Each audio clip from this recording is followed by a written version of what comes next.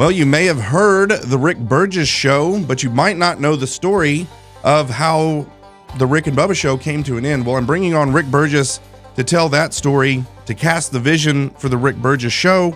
We're also going to talk man church and a little politics as well. All that coming up next on 1819 News, the podcast. We have an incredible culture here in the state of Alabama, but our politics and public policy don't reflect the people of Alabama.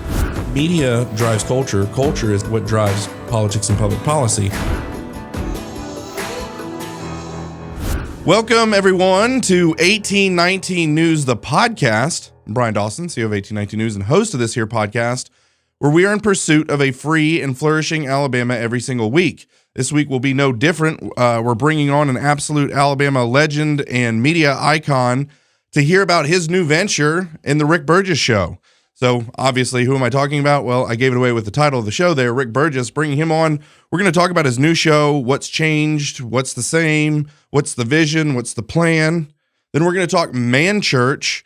One of the most important ministries in our country right now is the man church, and the work that man church is doing is the most important work that can be done, challenging men to step up and be the spiritual leaders of their homes. This is the great need if we're going to take our country back, if we're going to take our state back, if we're going to do anything.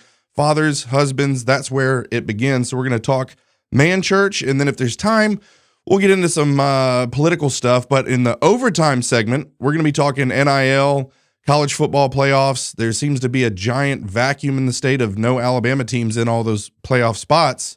Should be interesting to talk about that. But welcoming in now, Rick Burgess. Well, good to be back. Thank you. You know, it's so rare. I get some requests to be on shows, rarely asked to come back. So no, glad to be on. Thanks for everything you guys are doing here. So important. Awesome. Appreciate it. So yeah, kind of in our line of things I want to talk about, big change, big shift. Yeah. The Rick and Bubba Show was a long lasting thing. How many years was it? 31. 31 years. 31 years. I was 9 when it started. Thank you for that. Yeah, no, I'm here to make you feel a little more I'll carry that with me the rest of the day. So, tell us about the vision. What's the plan? What's different? What's the same? Yeah. Well, I think one of the things that everybody was thinking, they're like, well, why in the world, if something was working for 31 years, why would you even end it? And that's a legitimate question. But the 31 years that we did Rick and Bubba, I'm extremely proud of. I think it was great work. I think we, no doubt, all the people that have sent letter after letter after letter talking about how much the show meant to them is incredible. My partnership with Bill Bussey was phenomenal. I told Bubba when he and I were sitting down to finish our business partnership, and I told him, I said, it dawned on me that other than my parents, and you could say siblings, but I probably spent more time with Bubba than I did even my siblings. Over those 31 years. I've only been married to my wife for 29.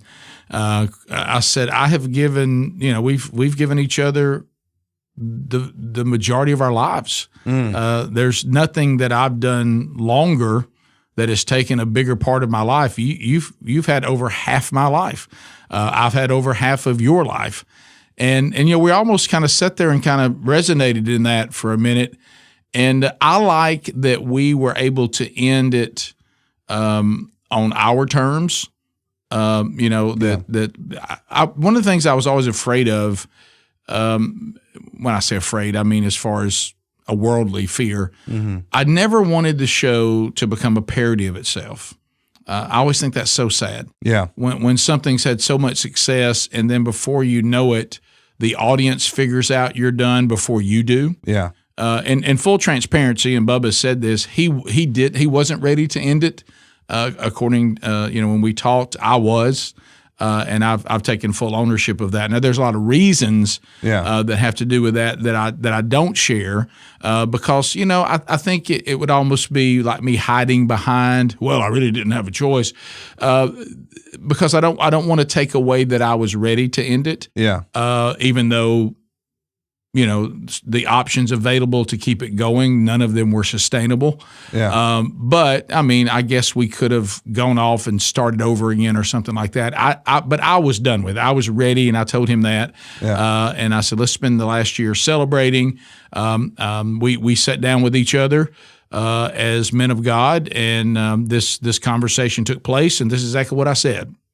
I said, you and I had a contract, not a covenant. My wife and I have a covenant.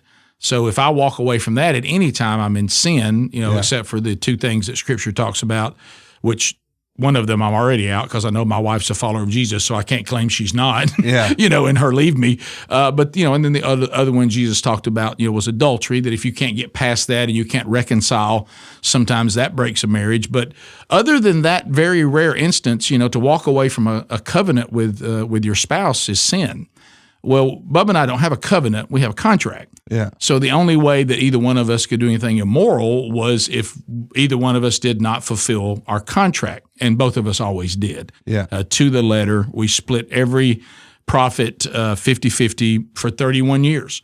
And he agreed that there was nothing immoral that was being done. And I said, but I said, I realize that though I am justified, and I'm being sanctified, I'm not yet glorified. Yeah. So I don't do everything perfect.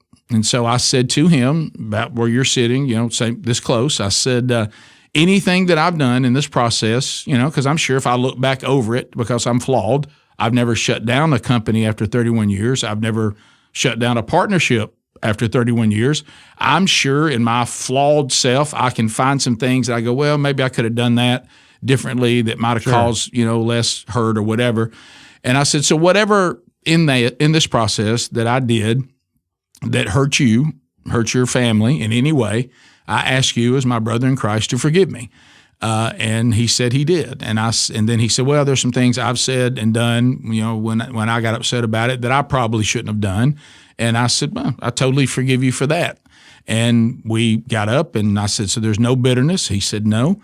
And we hugged it out, and then we went and did the final show together on December the 13th, the next day. And so I look back and I don't want anybody to think that I have any illusions that you're ever going to duplicate the Rick and Bubba Show. I mean, it stands in an iconic place in radio forever. So, but I was ready to do something different. And I think one of the things was you just kind of get to a point to where you don't want to have to take a vote anymore. Yeah. If I want to do something, you mentioned the man church, there's a lot of things I'm doing and want to continue to do that, you don't want to go, well, let me see if I can get my 50-50 partner on board, or, well, I want to do this. Do you want to do that? I really don't. Well, then you can't, and we didn't have those things happen very often, but I could sense as we were getting older that we were probably on our personal projects, getting further apart on things he wanted to do and things I wanted to do that maybe I wasn't interested in, and I want to do things that maybe he wasn't going to be interested in as much. And I felt like the show had peaked on popularity, had peaked on creativity, and had kind of turned into something that I was for the first time ever starting to lose interest in. Yeah. Wow. That's thank you for sharing all of that. And I know so many people. I've been in Alabama for 10 years, so I was blessed with 10 years of the Rick and Bubba Show. Yeah. My very first job when I moved to Alabama was working in radio syndication, and so I'm listening to all these different radio shows all over the country.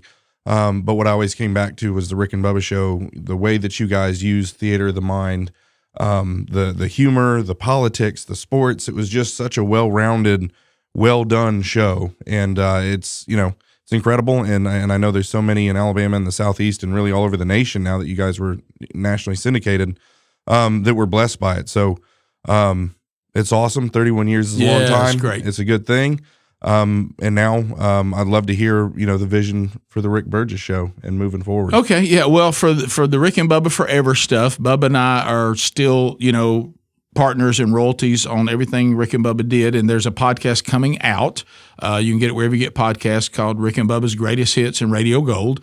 So all of our old stuff will be there forever, and I would encourage you to go and enjoy that. Bubba's going to start a podcast. I think y'all covered that here too. Mm-hmm. I'm not exactly sure when it's coming out, and he'll do great. I'll be forever grateful for Bill Bussey and have nothing to say about him other than thank you and how grateful I am, and it was wonderful. So the new show is going. It still has Speedy, Greg, and Adler. You know, when I decided and got an opportunity to do my own thing, I asked if they wanted to go with me. They did. They're free agents. They could go and do anything they want to do, and I was honored that they wanted to continue to work with me. And we're just having a blast. So I think the biggest thing I felt like, now this is probably not going to be popular here because I know your passion, and it is my passion too. But I felt like that we were kind of toward the end of the Rick and Bubba Show, turning more into a news talk show than I wanted to be. I love that; it's important, and we still do some of it, even on the current show. But I didn't want to do as much a percentage of the shows. There were times I started feeling like, well, we're just repeating the same points that Bryan Dawson says, that Sean Hannity says, that Glenn Beck says, that Fox News says, that Clay and Buck say. Yeah. And I'm like, we're just repeating these same things over 100%. And over again. And I was like, I really don't want to do that. I still want to cover the big stories, and I want to say something new has happened, and still want to be opinionated and all that. But the Rick and Bubba Show's audience wasn't built on politics. It was built on comedy. It was built on fun. It was built on lifestyle. It was built on, that happened to me too. The life, our lives as husbands and now grandfathers and friends and fathers and so and just life. This happened to me at Walmart yesterday. I bet that's happened to you before. And the comedy of that. And I wanted to take it back to comedy being number one priority for faith. And we don't do a Christian show, but we're Christians who do a show. Yeah. I want to talk about things from a biblical worldview second. Sports, and politics kind of third and 3 and 4 based on where things go. So, we had gotten to where if you did a segment that was, 20 segments, it was turning into, I guess it is a day, 5. We do 20 segments a day. It was getting to the point to where at one time politics might be 2 of the 20, and it was becoming 10 to 12 of the 20, and sometimes 15 of the 20, and that was just not for the first time I started. Never been that way before. I find myself sometimes looking around the room, going, I'm not even interested in this conversation because it's been said over and over again. And when you get to a point in your life where you feel like your memories are now exceeding your future plans, it's time to make a change. And I am healthier at 60 than I probably was at 40.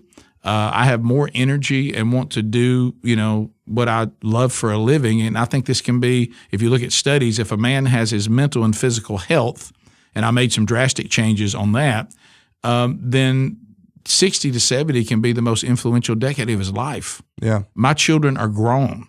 I can do more. I can go into other markets. I can go on the road more.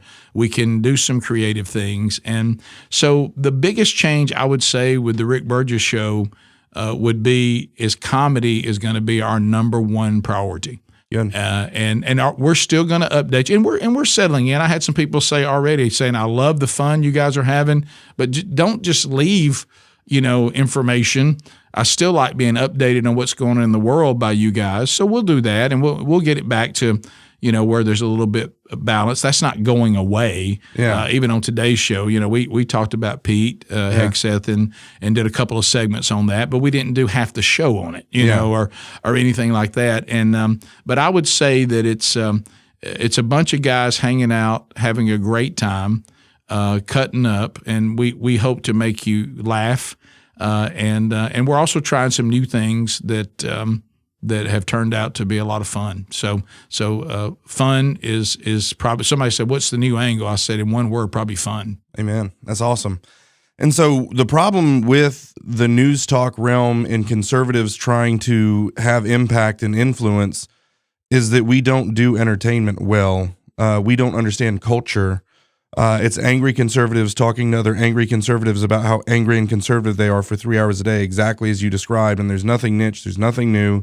It's the same thing over and over and over again. And that was, again, what's so special about, Rick and Bubba and now the Rick Burgess is, you understand that at a deep level. And if you're actually going to talk and bring people in and be able to influence them, you can't just be a talking head. You have to be, multidimensional. You have to be real. You have to be human. And then and also the other way I break it down is if your goal is to inform and educate, and I think if we're talking to a microphone for hours a day, we do want to influence people. You've learned a lot of lessons in your life about being a husband, being a father, faith, and everything else. You want to influence people, so you want to inform them and educate them. But the exchange is, if you want to inform and educate, you have to entertain and engage, and you gotta have fun if you want to entertain. So. Yeah, it's like you said, where we earn the right by entertaining first, and of course Limbaugh was the master of that. Yeah. As far as news talk is concerned, and I think that Beck does it a little bit. You obviously have a gift at that, but a lot of it are more what you said before. Yeah. And I felt like for the first time we were kind of in that direction, and so even if we give you updates on stuff, and we will, it's still we're looking for something. Perfect example, my brother. We're updating you on the fires in California. James Woods comes on and talking about his house he thinks is going to burn. And though we update you on that, Greg goes, I think he's developed a lisp. Have you noticed that? And before you know it, we're talking about, does James Woods have a lisp? So we're updating you on the fire, but suddenly there's that. And then of course we're doing the thing that all news shows need to learn. If we can't win you over in the beginning, we'll try to buy you. So we've been giving away a lot of money too. Yeah, it's always good. Handle it. That's good. Oh man, that's awesome. Well, I'm excited for you. I'm excited to see what it turns into and these last years for you. So good stuff. Is there anything else? Rick Burgess Show you want to talk about before we dive into Man Church? No, I mean, I think you're going to see us probably getting out a lot more too. We're planning doing some theater shows and getting on the road and visiting the markets more. I think you'll see us doing more content like right now on our YouTube channel because this is the time we're living in. Yeah. When we came out of the gate, we have a hunting place that we go that the family owns called Camp House where all the guys go and hang. And so we did Tales from the Camp House Business Summit, which of course is a mockumentary that we're not really doing any business at all. We're deer hunting. Yeah. And so the first episode is on the YouTube channel. And so you're going to see us creating a lot of behind the scenes content that'll be all over the YouTube channel, all over our social media. So that's going to be supplementing the daily show too. So that's another thing you're going to see a lot more of. That's awesome. That's really good. Is that, and just, I don't know how much. I assume everyone in Alabama is going to keep. Are all your affiliates the same? Yeah. We have a little over 60 affiliates. Every one of them went with the new show except for one, and that was on the Gulf Coast. And they told us it had nothing to do with the change in the show. They decided they want to go to a local show. They just didn't want to have a syndicated show anymore. Sure. I think they'll probably figure out long term, that. Maybe that'll work for them, but it had nothing to do. And then we have one other affiliate that unfortunately our syndicator is Sicilian and New Yorker, and they're behind on payment. Yeah. So he's won't turn the satellite on until they get caught up. Yeah. So, but everybody else, is still on board all across the country. And because another thing we did, in the old days at 5 o'clock Central, it was the other guys. Bubba and I were not on. Yeah. And that was something that we were never going to get done under the old arrangement. So that was one of the things that I said, I'm coming on at 5 with the guys because one of the things the syndicator was saying, if you guys want to grow on the East Coast, you can't have the B team on at 6 o'clock in the morning Eastern time, from 6 to 7. I want everybody together the whole time. And so the show starts at 5 with everybody Central, 6 Eastern, and goes on, and that's another adjustment we made, and we've already seen dividends on that, picking up some East Coast affiliates. So you're going to see us add some markets over the next couple of weeks. That's awesome. Blaze TV, still contract Blaze there? TV still with us, an hour of the best of show there. And I think I'm working on a podcast they want me to do for them that I'm excited about the topic. Okay. And it's going to deal with supernatural. And at first, when they first approached me, I was like, I'm not doing a ghost podcast and Bigfoot and all that, aliens. Yeah. And they said, no. Would you consider taking on spiritual warfare? We know you have a biblical worldview. Would you like to explain that most of this stuff is actually demons and angels? And would you do one about those encounters? And I said, now that I'm interested in. Yeah. It has to come from a biblical worldview. So that'll be releasing here before too long. And we'll do some other content for them too. But Blaze TV also move forward with us. Okay.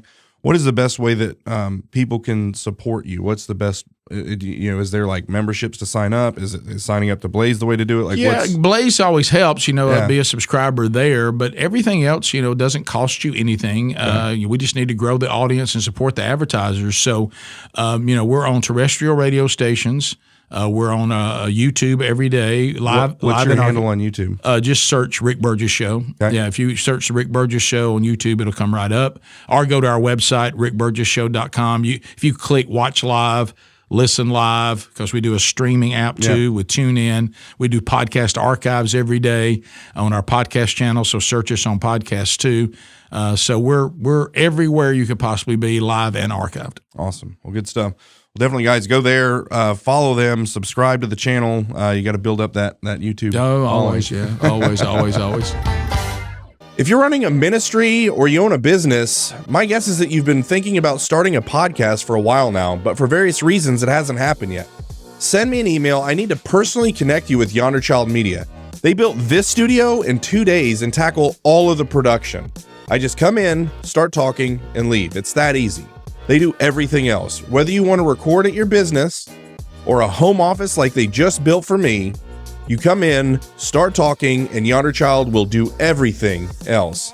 Send me an email. That's going to be Bryan.Dawson, Dawson, at 1819news.com, and I'd be happy to personally connect you.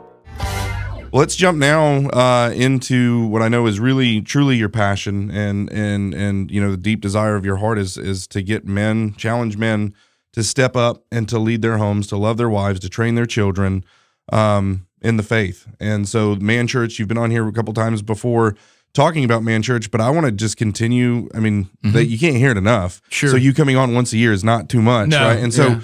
Refresh people on, what is the Man Church? Is there any updates since the last time you're on? Yeah, it's really been just praise God for what all's happening. I mean, we started on March 1, 2020 we had, one church that wanted to do one curriculum with us. And now as I sit here in 2025, there are over 2,000 churches that are doing the Man Church discipleship strategy, and I'll touch on that again.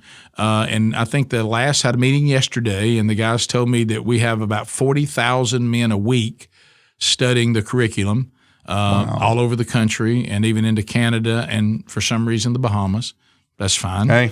Yeah, and what we are is our strategy is high challenge with high equipping. Yeah. Now, high challenge has been done in men's ministry for a long, long time. Yeah. But it lacked equipping or discipleship, if you want to call it that. What does that mean? Well, what we were doing is we were challenging men to be the spiritual leader of their homes and challenging them to be devout followers of Christ, but then not equipping them to do it. Yeah. So then you just really frustrated men is what you did, and then they eventually fall away because there's no follow-up. It's like taking a baby and saying you're born, leaving you in the field and walking off and never feeding you.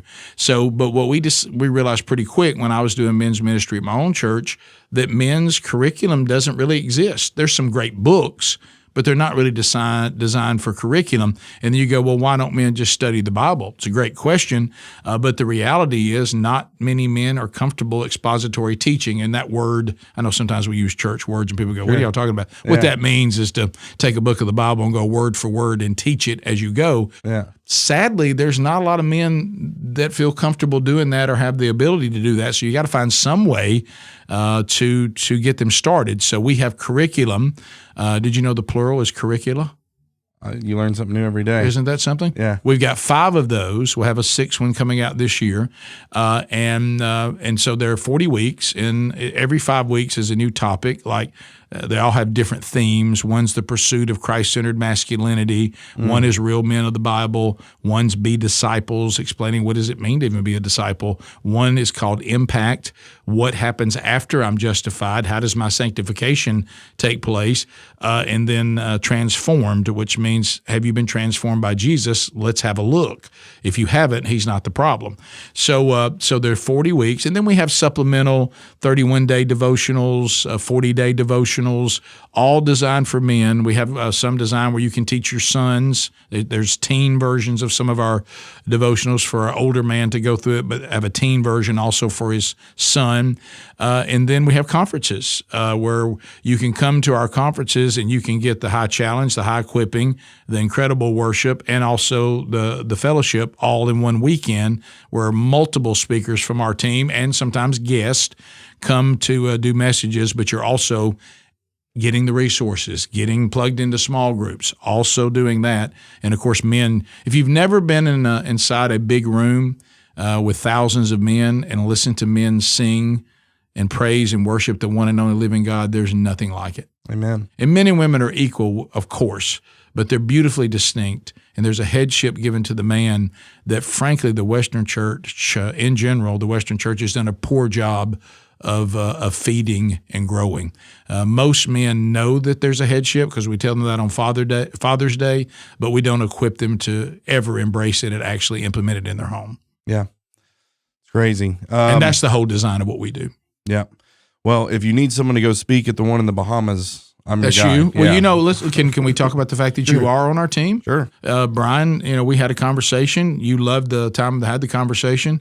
I heard you speak. I thought your story is incredible. And, of course, you're a great Bible teacher as well, and you're getting better every time you go out. And so you're on the team. We have a whole team of speakers. That's the high challenge part we'll send out to. And the thing I think it makes us a little different, and you've done it. Yeah. Our guys are road dogs. I mean, I had a guy tell me in Hamilton, Arkansas, he said, well, you probably won't see anybody here. I mean, our first gathering probably only be 25 men. I said, we're in. Yeah. And we don't ignore, I mean, most of our clients, if you think about it, most of the churches that we're helping, they're small to medium. Yeah. We got a few big churches, but most of it is small to medium. And that's what we did. We will send a man to speak to a group of 25, 30. We got a little church in Tennessee that started out with 60 people. You remember that? You've been there? Finger, Tennessee. Yeah, and now there's over 300 people in the church because the men brought their families in. That pastor went after the men of the community first. Yeah. And now, I mean, I went up there last November. They did a conference. Yeah. Over at a multi-purpose facility and had 600 guys come. Yeah. That's crazy. And it's just a little church in nowhere, Tennessee. Yeah, and you sent me to Finger, Tennessee. I'm like, dude. and then I get there and the parking lot's completely jam-packed. I was thinking 20 and it ended up being like 400 people that were there. Yeah. And then another one. It's just really cool to be able to go around the country and see what God is doing in men, in families, in churches. White Plains, I think it was Baptist. That's kind of in your old neck of the Calhoun woods. County, baby. Yeah. And went up there, and those guys were just on fire. Yeah. On fire. I mean, it's just such a blessing to be able to bring the word to. And they probably told you some of the biggest advocates for the strategy are women. Yeah. Because they were like, I had to be the spiritual leader of my home, and I didn't want to be.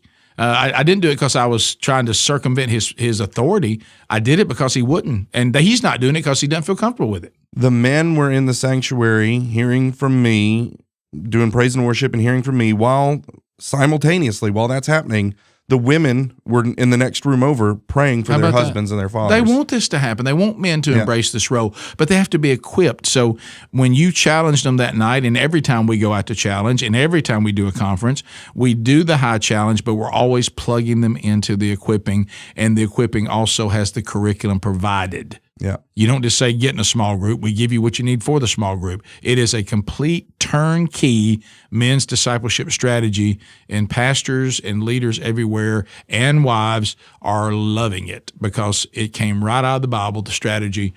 Who would have thought it actually works? Just do what the Bible says. Yeah. Something I want to drill down on, I wasn't thinking about this when I kind of laid out what I wanted the show notes to be. But then when I was adjusting the camera, you made a comment about me losing weight. Okay. And you noticed. Yeah. And I'm not bringing up like I lost weight. Rick said so. That's well, that's not what I'm doing you here. You don't want two heavy guys to now become these health nuts. Everybody's like, well, I want to hear this from you guys. Yeah. But right about the time that I really felt God convicting me to be healthy so that I could actually, I have 7 children, and I'm basically on the couch like, oh, you guys come over here and give me help. Like, I can't even play with my kids because I'm fat. Yeah. And it restricted me from doing a lot of the things. And right around the same time, God was really showing me that I needed work in this area. I've always struggled with it and tried here and there, but this time it really laid it on me. Yeah. And right about that same time, I came to a Bible study at the studio with you, and you hammered that exact subject, and I was just hit right between the eyes.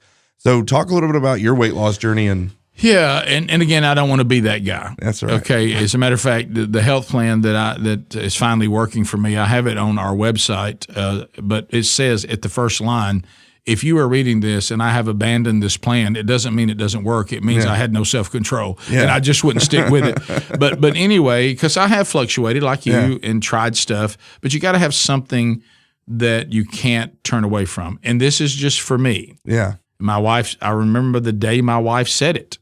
There was a friend of mine that struggled with his weight tremendously, and he walks over to my wife and he says, so what was it that finally got Rick to get healthier and lose the weight? What is this now thing? He seems fully committed.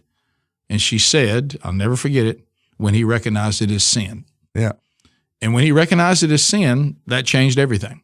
And what we tend to do, Rick Burgess included, we'll take all what Scripture says about gluttony and we'll go, well, that's not really talking about food. That's talking about overindulgence and everything. Yeah. True, but it is food too. Yeah. The Scripture clearly says that we shouldn't make our stomachs our gods, and it talks clearly about it. So let's now look at the practical side of it. And this is what affected you and me. Yeah.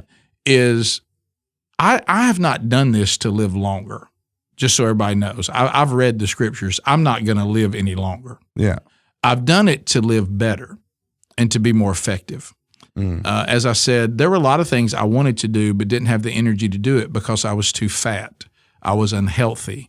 I was justifying something in my life. Another reason why I was kind of ready for a new beginning, there were so many things that I had marketed that had to do with me being a fat guy. I didn't feel like that was me anymore. I'm not that guy anymore. Yeah. And so the reason why I was convicted is I realized that I was a hypocrite going out trying to talk to men and lead. Now, I'm embarrassed that I wasn't motivated by being, as you just said, more energetic for my children. Yeah. I'm embarrassed I wasn't motivated that maybe my wife didn't want to be married to a man who had no self-control, and she's showing her devotion to him. What's wrong with her having a husband who actually takes care of himself? I'm embarrassed that didn't motivate me. I thought, well, she loves me. I won her over. We're married. You know, what does it matter? You know, well, maybe you should do that because that might be a better experience for her to have a husband who took care of herself. I wonder how I would feel if she let herself go the way I let myself go. Totally hypocritical. Yeah. But that didn't do it. I know that sounds romantic, but that didn't do it. What did it is when God convicted me of it. Yeah. I cannot use you like I want to because you don't have self-control. I can't put you up in front of men and you try to lead them and you're so overweight and you obviously lack self-control in this area of your life. They're going to wonder what else you don't have self-control on. You may have a porn addiction and nobody ever see it on the stage, but you have an overweight, a lack of self-control on your weight and your health.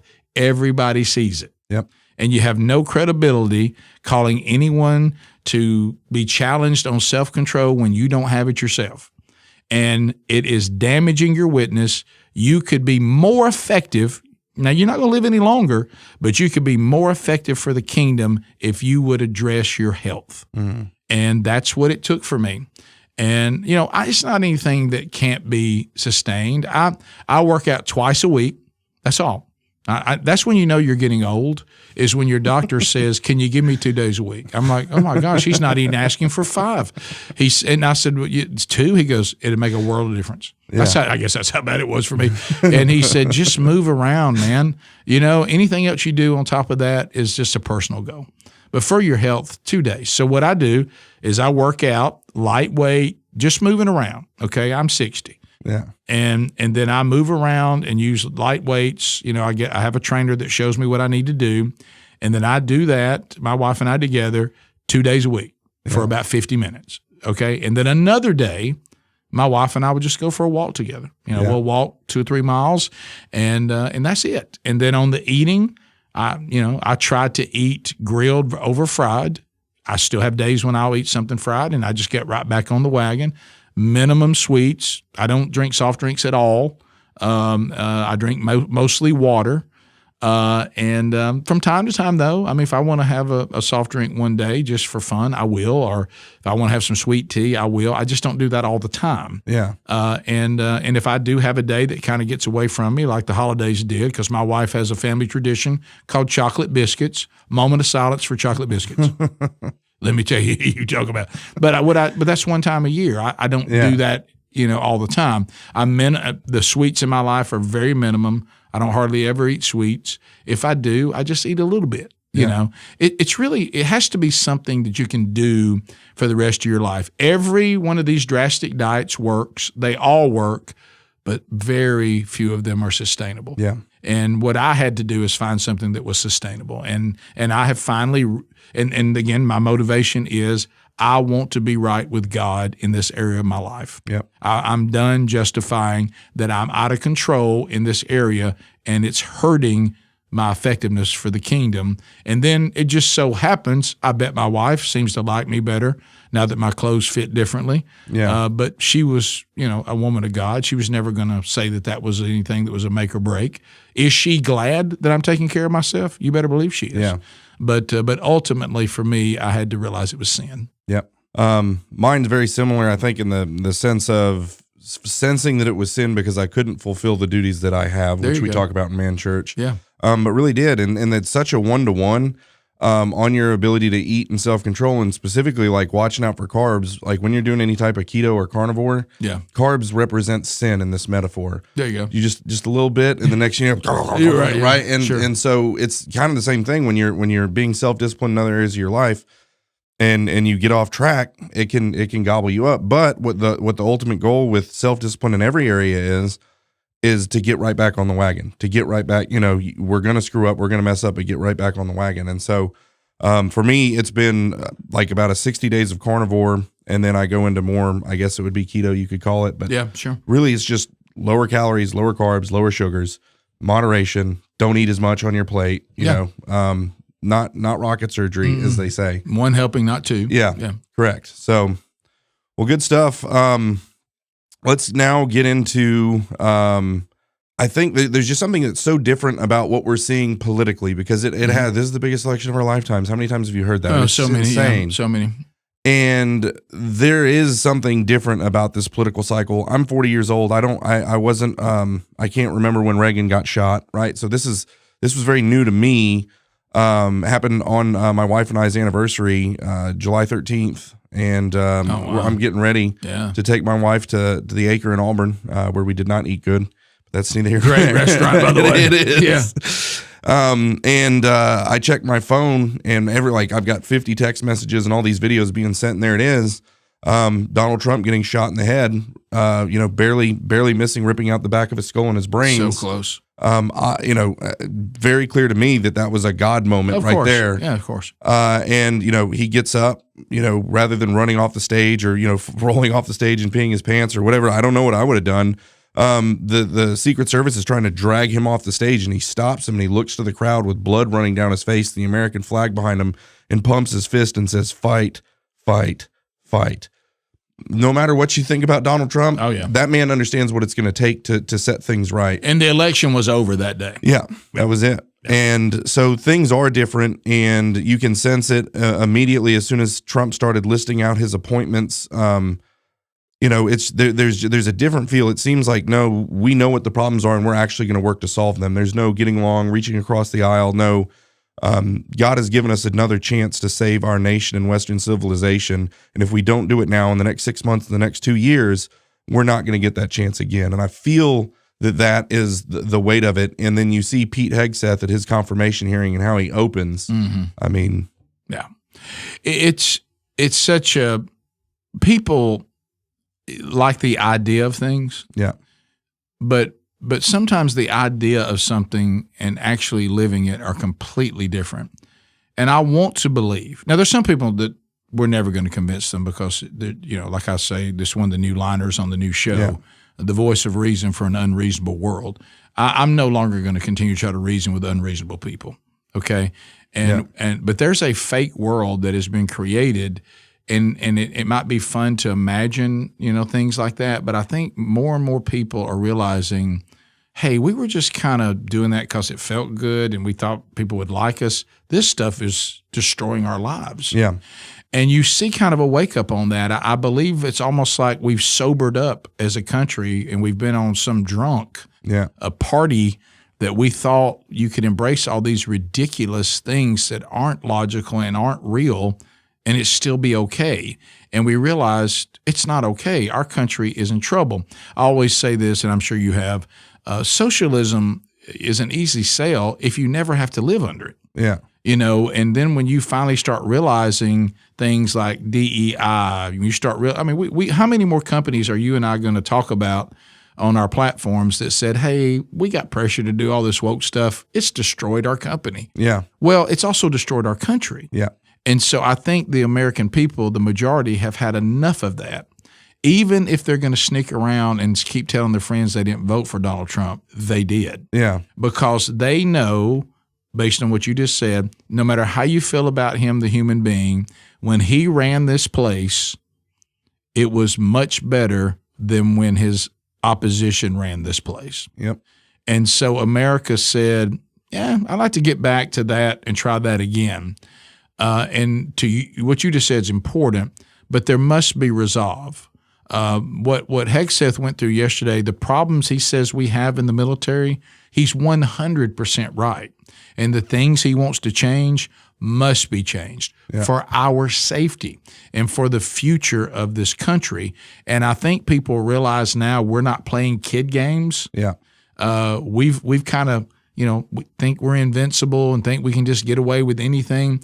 Back to what I said a minute ago about, hey, even if there was a desire, there was nothing sustainable. Yeah. This road we were on was not sustainable for this country. And I think America, the majority, have realized it. And you just have to let the other people scream at you and just kind of pat them, say, as we say in Alabama, bless your heart. Yeah. And even look after them because they also need where we're going. Yeah. And just if you got the votes, outvote them.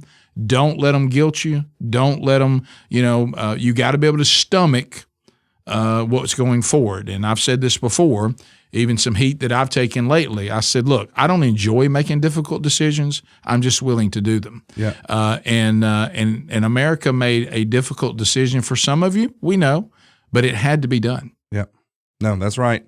Part of my speech, I go all over the state speaking on behalf of 1819 News.